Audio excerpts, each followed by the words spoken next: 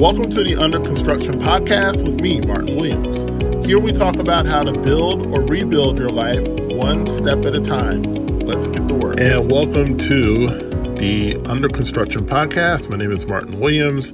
Don't forget to subscribe to the podcast. You may do so on Apple Podcasts, Spotify, YouTube, and SoundCloud. All the links to the podcast can be found at goddardexpressions.com/podcast with an S. Today, what I wanted to talk to you about is pick one thing and finish it. Now, in a world of unlimited options, there comes a time when you need to pick something and do it.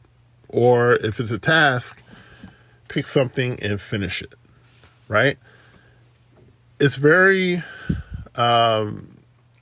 important that we understand the times that we're living in. We are living in a time where we have so many choices and we have so many options and we have so many ways in which we can enrich ourselves, entertain ourselves, learn new things. And it's really amazing. You know, I guess I'm going to give away my age a little bit here. You know, I grew up in a time where there wasn't all these options. You know, you didn't have cell phones, you didn't have cable television, you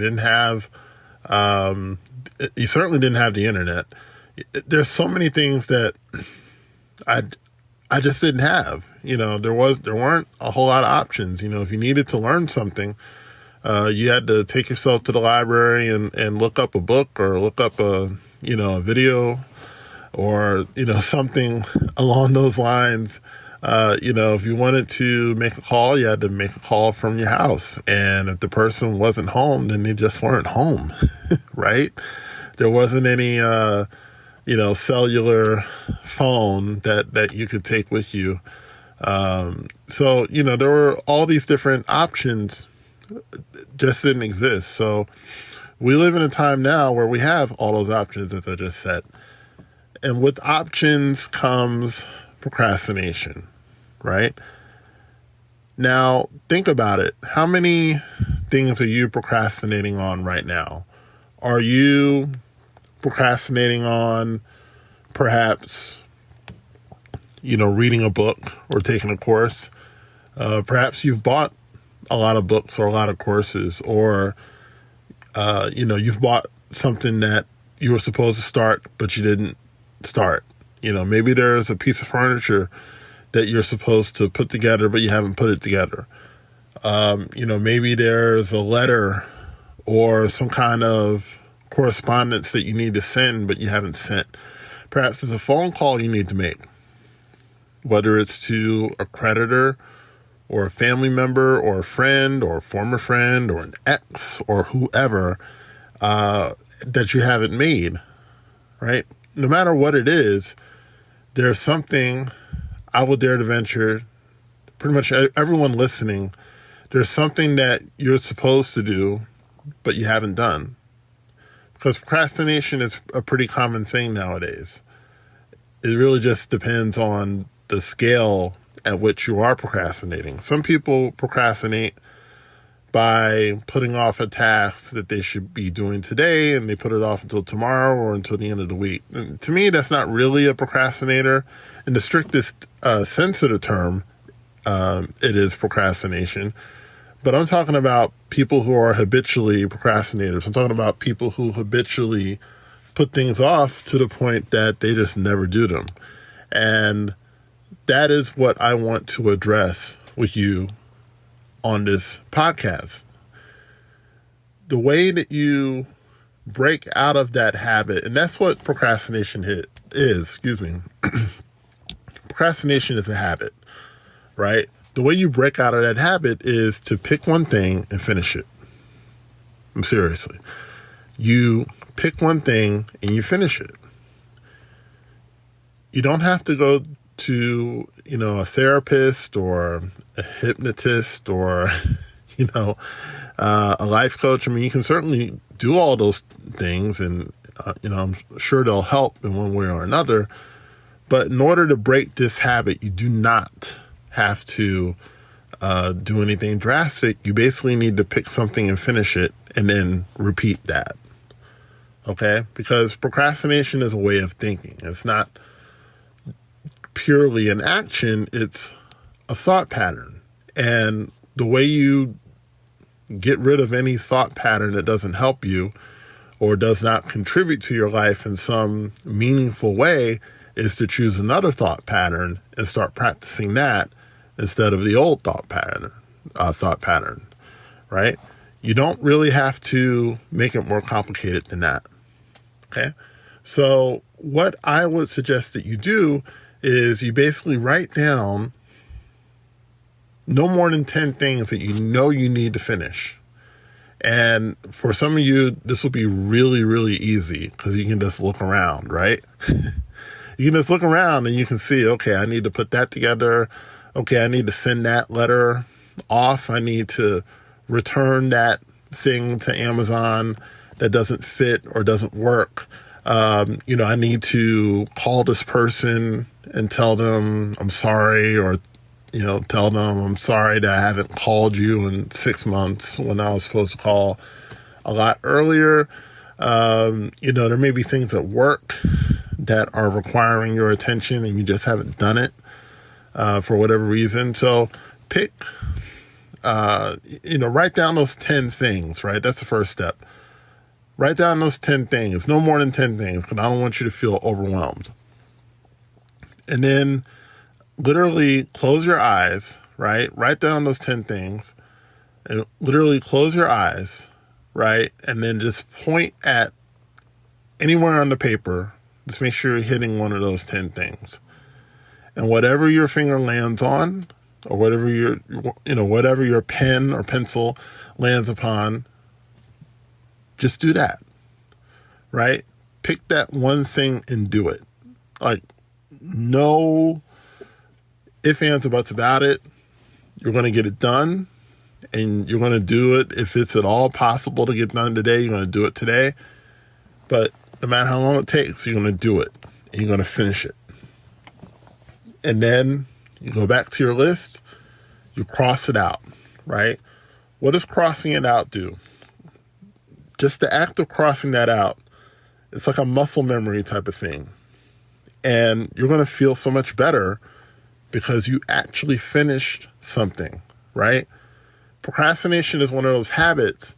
It can be very insidious because we're not conscious of the amount of procrastination we do until we're met with the consequences of that procrastination, right? Procrastination feels pretty harmless, right? It's kind of like drinking a liquor. I remember I used to go out with my cousin when I would visit New York, and we would go to, we would hit up like a bar or something, and, we would just like catch up and whatnot. And one time I had a Long Island iced tea for the first time. And, I wasn't much of a drinker. I think I was barely 21. I was maybe like 21 and maybe 4 or 5 months. I wasn't much of a drinker. I'm still not. But I had a Long Island iced tea for the first time.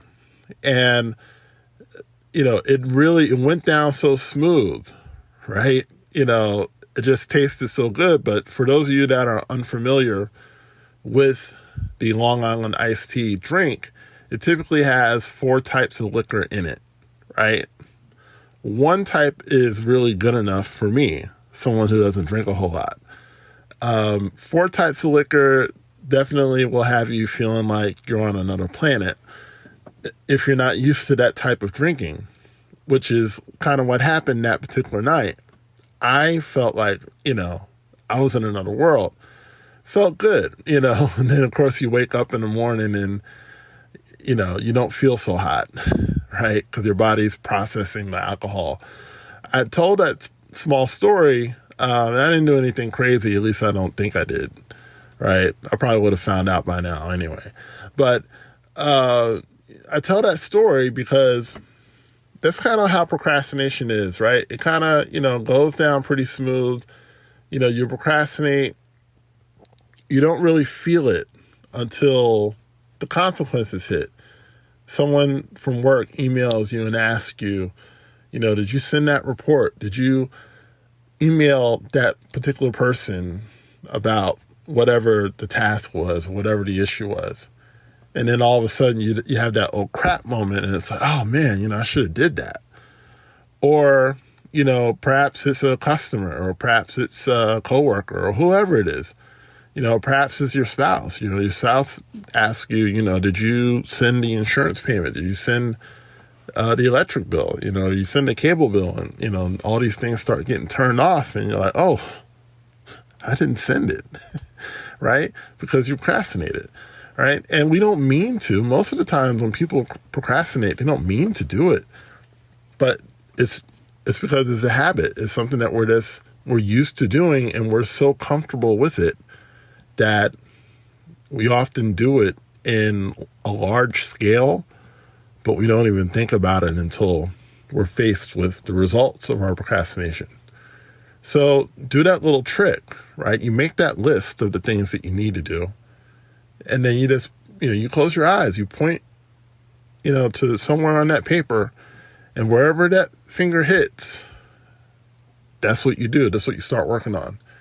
And then one by one, you just knock out that list more and more and more to the point that that list is finished. Now, if you have more to do, then you make another list, right? But at that point, what you've done is more important than actually finishing whatever was on the list. You've formed the habit of doing things and getting things done and finishing, right? When you start finishing, you become powerful. Like, you're already powerful, but you're working your power, and you're walking in your power the more that you finish. So I want you to really think about that. Really think about, what are the things that I'm procrastinating on? And just pick one thing and finish it. Just decide, okay, I'm going to do this. No matter how much you've been avoiding that task. And, there's some things, even though I said that procrastination is largely unconscious, there are some things that people consciously avoid because they just don't want to do it. So I almost think that it's best if you do choose the hardest thing on your list, but we're just going to make it random for now, right? Choose one thing, finish it. Pick one thing and finish it. If it's a book, right? You may not finish that book in one day, but decide that by this time next week, I'm going to finish that book. Just finish it, right? The more you finish, the more you will finish. And you will basically weaken, every time you finish something, you're going to weaken that procrastination habit to the point that it will no longer be as powerful as it once was. So I hope you try that. And if it works, which I know it will, say hi. Let me know how it goes. I can be found on Facebook, Martin Williams on Facebook. You can also find me on Twitter at Mindset Village, MIND Village. And you can also find me on Instagram, same handle, at Mindset Village. And I will talk to you soon. Please like, comment, subscribe, share the podcast. And I will talk to you soon. Don't forget to subscribe to the Under Construction podcast on Spotify, YouTube, Apple Podcasts, and SoundCloud. For more information on Guided Expressions courses and products, go to guidedexpressions.com/products.